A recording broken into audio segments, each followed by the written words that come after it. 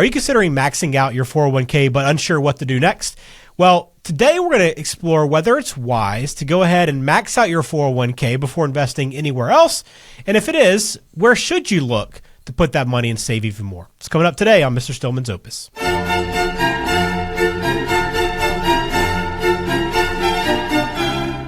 Glad to have you on the podcast. I'm Ben George with John Stillman, Chartered Retirement Planning Counselor at Rosewood Wealth Management.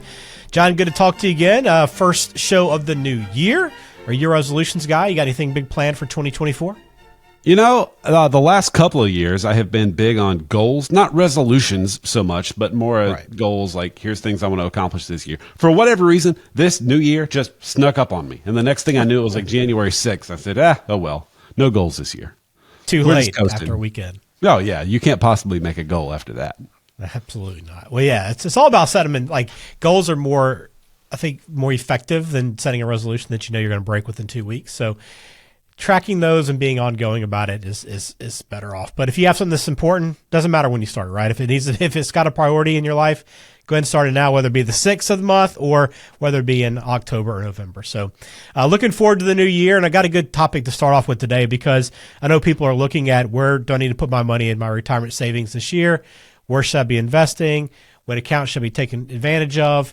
All these questions come up. But today, specifically, I want to ask you and talk to you more about the 401k and whether it's a good idea to max out your 401k first and then look for investment options after that. So again, if you have questions, we go through this, want to sit down and have John talk to you about your investment strategy, look at your overall picture, whatever that is, go to meetwithjohn.com. So let's just kind of break this down, John. Just start with the 401k and the reasons why you would actually go ahead and max that out first. What are some of those reasons? Well, let me first state that I realize that there are people that would say, I'd love to be able to max out my 401k, but I can't possibly get by on what income I would have left if I did that. I get it. I understand that this is not a conversation that applies to everybody. What we're talking about here is for people who are in the position of, they could max out their 401k, which obviously is a substantial sum for most people going in there. But, around here, certainly there are people with incomes, especially if it's a married couple, both with great incomes. It's certainly possible that one or both of them could max out their 401k. So let me just put that disclaimer out there first. So reasons you might want to consider matching or maxing out your 401k. One reason would be, let's look at the employer match. Now, it's rare that an employer is going to match every penny that you put into the account. But there are a few employers around here that have really generous matches. And so the more you put in, the more they're going to match. And it may not be dollar for dollar. Like, I don't know of any company that's going to allow you to max out your 401k and they're going to match all of it. But I have seen plans where maybe they'll match 25 cents on the dollar for every dollar that you put in up to a certain amount. So in those cases, if you truly wanted to get all of the possible employer money, you might want to max it out. But those situations are rare, but it's at least something to consider. Another reason might be the tax deferred growth. So that's the whole idea of the 401k in the first place, right? That's the whole way that they sell you on it is, well, you're going to be in a higher tax bracket now than you are in retirement. You should save the money in the 401k. Don't pay the taxes now. Pay the taxes when you take it out in retirement. Well, that sounds great on paper. The reality is most people don't end up in a substantially lower tax bracket when they retire because they want to maintain the same income they've always had. So they end up in the same bracket and or tax rates go up. And even if your income does decrease in retirement, you might have a higher tax bill because tax rates have gone up. That's something you have to be careful of. But in general, if you have a big income right now, and you think, I'll probably have a lesser income in retirement, well, maybe it does make sense to defer those taxes. Take the tax break now and pay later. So like as an example, I have a client who makes $300,000 and this dude spends no money at all. I mean, he could easily live on $100,000 while he's making $300,000. So when he retires, he's not going to need anywhere close to an income of $300,000 to create his retirement lifestyle. So in his case, we want to defer as much income as we can because he just doesn't need the income now. He's going to have a much lower tax rate in retirement. Even if rates go up across the board, he's going to be in a lower bracket later simply because of his income needs. So in his case, it makes sense to max out everything that we possibly can to defer those taxes. So that's a consideration. The other thing is just the automated savings from your paycheck. I mean, some people are so undisciplined when it comes to saving money that if it ever hits your checking account in the first place, you're always going to find a reason. Well, I can't save this month. I have to do this and this and that. Or the money just finds a way to disappear. But for a lot of people like that, if the money just never hit your checking account in the first place, you never miss it. So it becomes a very painless way to save money for retirement because you never brought that money home in the first place. So you're almost tricking yourself into saving. And again, you have to know your personality. But if you know that's you, then maybe that's a reason to put more into the 401k. All right, so there's plenty of good reasons why you would go ahead and max out your 401k. So there's probably more people going, well, why would we not max out our 401k, right? What are the reasons why we wouldn't want to do this? Well, so for some people, they flat need the money. And I've seen people where they're saving really aggressively for retirement, but they're living like paupers in their daily life because they just haven't left themselves enough take-home pay. And so they're going to be in a position where they're multimillionaires in retirement, but they're going to have all this money that they can't possibly spend because they saved so much.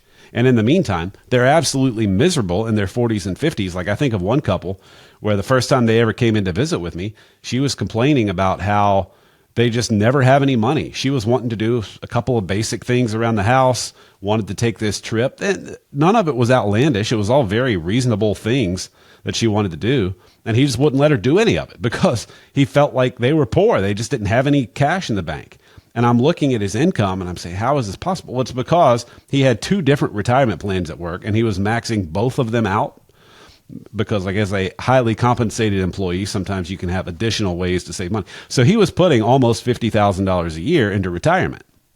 And so those numbers were growing really quickly, but here they were at 52 and she was ready to leave him because she didn't have any money to run the household with. So sometimes you can take this to an extreme. So that might be one reason. Another reason is just limited investment options. Some 401k plans have dozens and dozens of mutual funds to choose from, and some of them have like 6. So if you're in a plan that maybe has fewer choices, well, that might be fine if you're just looking for basic growth out of your investments. But as you're getting closer to retirement, sometimes you want a little more nuance out of those investments than what the 401k might provide. So if you have a pretty limited menu, maybe you're better off to only put enough into the 401k to get the company match, bring the rest home, and let's go invest it somewhere else where you have more options. Some 401k plans have a Roth 401k option. A lot do not. So if you want to save money that's going to be tax-free in the future, you need to do it in a Roth. If you don't have that option in your 401k, maybe you would rather save that in a Roth. Who might be somebody that would do that? Well, let's suppose that you make $80,000 a year now, and you figure when you retire, you'll probably want to have income of about $80,000. Well, in that case, deferring the taxes doesn't do us a lot of good. Like I was saying before, some people are going to be in the same tax bracket when they retire that they are now. If that's you, probably be better off to save that money in a Roth, pay the taxes now, and get it out, as well as all the growth, tax-free in the future. So if your 401k does not offer you a Roth option, well, then you would want to save that into a Roth IRA of your own. Another reason to not go all in on the 401k if you don't have that option. Final thing would be liquidity issues. Like I was saying with the fellow who was putting almost $50,000 a year into the plan. Some people want to save that money, but maybe the 401k isn't the best option if, say, you need money for down payment on a house in a few years. Well, we don't want that money locked up in a retirement account. We want that money in a non-retirement brokerage account where you have access to it. It's fully liquid. You can sell at any time and get that money for whatever short-term needs that you have. So it's always about finding the right balance between retirement savings versus other savings, and then also just living life all along the way. All right, so trying to decide whether or not to max out your 401k. Obviously, reasons for it: get the match, number one, the tax deferred growth, automated savings, and then reasons why you wouldn't, according to John, right, is the liquidity, if you want to have some of that, limited investment options, and of course the lack of a Roth, which is a great tool. So once you've kind of determined how much you're going to put in your 401k, John, and now it's time to look elsewhere outside of that, whether you're maxing it out or you're just putting a little bit in and then turning elsewhere. What are some other options? What other investments do you typically look at with people to put that money?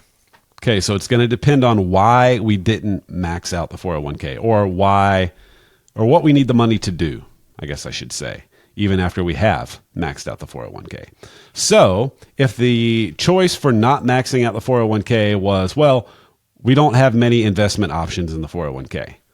We still maybe want to defer those taxes, but we just want to have more flexibility and control over the investments. Okay, well, now we're putting that money into a traditional IRA. It's going to give you the same tax deduction that the 401k contribution would, but now you can invest in whatever you want as opposed to the 11 mutual funds that they have on the menu at your job. So if that was the reason for not going all in on the 401k, that's our solution. If it's because we don't have the Roth option and we want to save some money tax-free, okay, we're going to go Roth IRA with that money since we don't have a Roth 401k option. Again, some plans have the Roth 401k, which is great, but a lot of them do not. When we were setting up our 401k here at the office, Ben, they said, now, do you want to have a Roth option or no? Why would I not want to give people the Roth option in the 401k? I don't know why all plans don't have it, but a lot of them do not. If it's a matter of liquidity issues and we say, well, we actually want some of that money for, pick a thing. We're going to buy land in 5 years. Well, then we don't want that in the 401k. We also don't want it in an IRA, whether traditional or Roth. We want that in an after-tax investment account of some kind, and probably low risk because our timeline is not very long on that money. We're going to want it fairly soon. And a lot of people feel like maybe 3 to 5 years is a long time. In terms of an investment timeline, it's not very long. So we don't want that to be a very high risk account. So it's two things we have to figure out. What's the type of account that we want to put it into in terms of taxability of that account? And then within that account, what investments do we want to have? And that's going to be dictated by what the money is for. So there's not one clear-cut answer, right, for any person. It depends like on what your needs are. Right? Yeah. What your goals are, what you're trying to do with that money, what you want it to accomplish. There's tools that could work for you. So if you want to sort through those, figure out what that might be for you, where your money is being invested, whether you should max out your 401k or not. Obviously, this hopefully will give you a little bit of guidance on that, but you want to sit down and get a true answer for your situation. You can always get in touch with John at Rosewood Wealth Management. Just go to meetwithjohn.com. Very simple, meetwithjohn.com. You'll be able to find a time on this calendar and set that first meeting up. And John, for anyone that does that here in 2024 and beyond, what does that first meeting look like? Honestly, it kind of depends on the person. Generally speaking, we're going to get to know each other. We're going to talk through what you have going on, answer whatever basic questions you have. Like some people just come in with the idea that, well, I need to get answers to these 3 questions. Well, and in trying to get the answers to those questions, there's 17,000 other questions I need to ask you because there's so many variables involved. Some people are coming in with an inventory. Here's all of my accounts, and here's what I want to do. Like they have their goals really laid out. They know what everything is. And for those folks, it's just a matter of we can dive right into the planning in a lot of cases because you already know where you want to go and you already know what your tools are. We just have to figure out how to invest properly. And for other people, it's more just like, let's get together and talk because I can't even imagine telling somebody how much I have in any of my accounts until I know them. So wherever you fall on that spectrum is fine, but we can get together and do whatever you need to do to get comfortable with figuring out what's next for you. Very good. Find everything online. Learn more at rosewoodwealthmanagement.com and go to meetwithjohn.com as well. If you're listening on podcasts, please follow us wherever you listen. And if you're not, make sure you check us out on YouTube as well. We got a lot of content coming and we got a lot more educational stuff there. So hopefully you'll check that out and subscribe to that channel as well. And if you're watching us here, hit like on the video for us as well. So, John, thanks for your time as always, and great conversation on the 401k. I know this will be a priority for a lot of people in 2024 to try to max out their contributions, at least do a better job at saving and investing. So hopefully this is kind of give them a good starting point. As with anything, a lot of nuance. So make sure that you're not just blindly making a decision and assuming that's the right thing for you.